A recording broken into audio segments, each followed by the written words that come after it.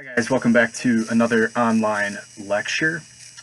Before we really get into Act 2, I want to bring up a phrase that you all have probably heard before, but if we were in class together, we would have been able to spend a little bit of time talking about this and discussing it. And that term is love at first sight.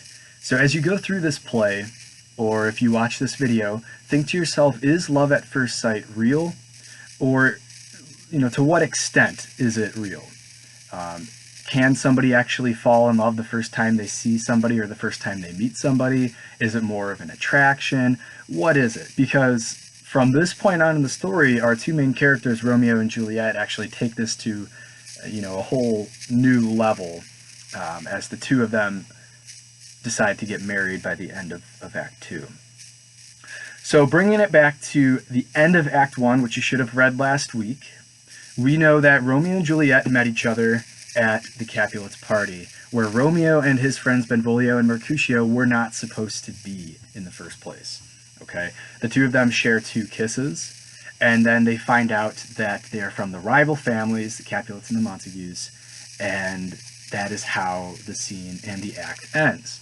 Act 2 begins with Romeo, Benvolio, and Mercutio walking home from the party. And Romeo is so love-struck and so enamored with Juliet that he simply cannot go home. He needs to find her and talk to her and see her again. So he hops the wall or the fence that borders their backyard or their house, and he hides from Benvolio and Mercutio. And as the two of them walk away, they continue to poke fun at him because they think that he is still upset over Rosaline, when in fact, he's not. Okay, at this point, he just wants to see Juliet. Now, as he hides, all of a sudden, Juliet appears on her balcony. Okay, and she's completely unaware that Romeo is in her backyard. And at this point, she starts talking about Romeo and sort of professing her love for Romeo and questions why he has to be a Montague. Why does he have to be from this rival family? In fact, she would renounce her last name, Capulet, if Romeo professed his love for her. And at this point, Romeo happens to speak up. And remember, she doesn't know that he's down there. And to her surprise, Romeo is listening to this whole entire conversation. So the two of them go back and forth talking about their love. And essentially, by the end of this scene, the two of them agree that by the next morning, if they are still serious about their love, they will get married. Okay? Now keep in mind, they just met each other that night, and we're talking about a girl that is almost 14 years old and a boy that is probably about 15, 16 years old. Okay, so they've already committed to one another at that age after meeting each other one time. Well, now 2 times. Scene 2, the rest of these scenes in the play are actually kind of short, but they are sort of important in terms of setting up the play. Scene 2, Romeo enters Friar Lawrence's cell, and Friar Lawrence is a very important character. He is rather neutral throughout the play, but you see him more associated with the Montagues, especially with Romeo throughout this play. And Friar Lawrence is a member of the church, if you know what a friar is, but he's also kind of a medicine man, if you will. They really explain, Shakespeare explains his vast knowledge of herbs and plants and their chemistries together and everything in that scene. So we know that he's basically good with potions or medicine, which is going to come in handy later in the play. So keep that in mind as we read, okay? During this time, Romeo sets up the plan with Friar Lawrence and basically just asks him, would you be willing to marry us in secret the next day? And Friar Lawrence says, yes, I will. In scene 3, Benvolio and Mercutio are walking together without Romeo. Okay, Romeo's not there yet. And they're still teasing him, talking about his love for Rosaline and how he compares her to all of the beautiful women of history and everything.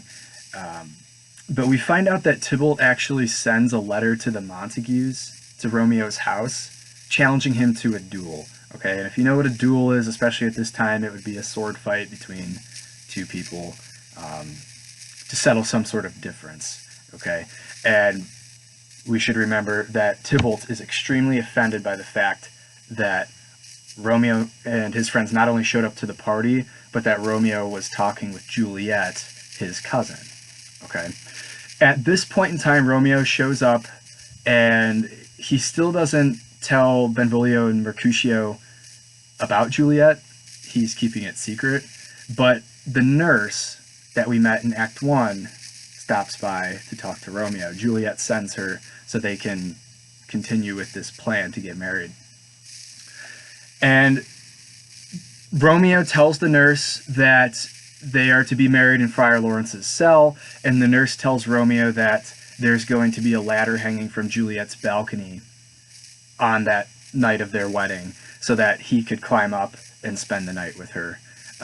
Because everything has to be done in complete secrecy due to the fact that their families are at war with each other pretty much, or they hate each other so much.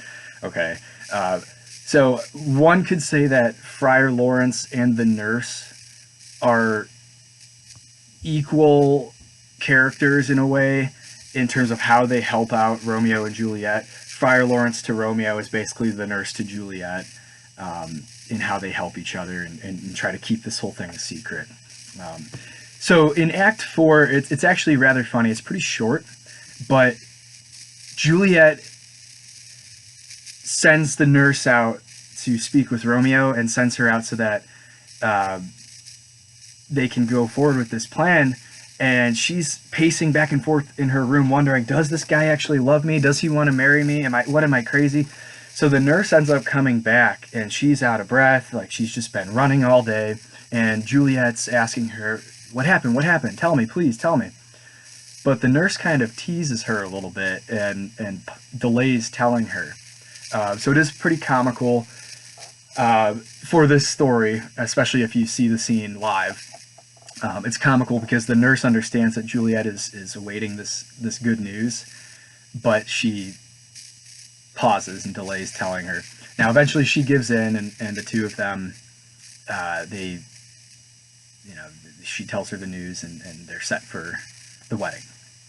Now, the final scene in Act 2 is Scene 5, and this is where Romeo and Juliet actually do get married. And there are a couple lines in here that are pretty important, and this is why I encourage you to read, if you want to challenge yourself, I encourage you to read the full version and not just the translated version or the abridged version, because there are certain lines that you may not get in these versions, or you might not get them in its entirety. But one that you should know comes from Friar Lawrence, because he realizes how powerful Romeo's love actually is for Juliet. And there's a certain foreshadowing that exists in his observation. Now, some people might say foreshadowing ruins a story, or something along those lines, but if you are watching a Shakespearean tragedy or you're reading it, you should already know, and especially because we covered this in a lecture a couple weeks ago, you should already know that the main character or the main characters are doomed to die. It's fate. Okay? So you pick up on this foreshadowing, and it just seems inevitable as you read it. And that's part of what makes Shakespeare so great, is because you're sitting there reading it or watching it, and you're thinking, if only these two could do one thing differently, their fate would be completely different. But Friar Lawrence says that in these violent delights have violent ends. Okay, so violent delights, talking about Romeo's love, they may have violent ends, and in this case, Shakespeare's talking about death.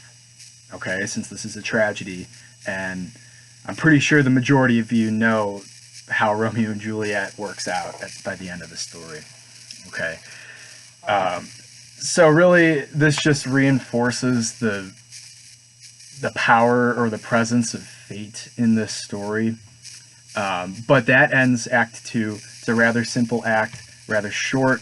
But if you are going on the 5-act structure of the play, we are now, so if we have the exposition here, right? We are now in Act 2, which would be, if we're following kind of an arc, we're in the rising action. So we're about to meet the climax next week in Act 3. Okay, so that's it for this week. Romeo and Juliet are now married. The two of them are, have pretty much sealed their fate by doing this. And I can't wait to continue moving through this story with you guys, all right? So if you have any questions, remember, ask on the page, email us, do whatever you have to do. Finish your questions up by Sunday. But for now, that is all, and I will see you next time.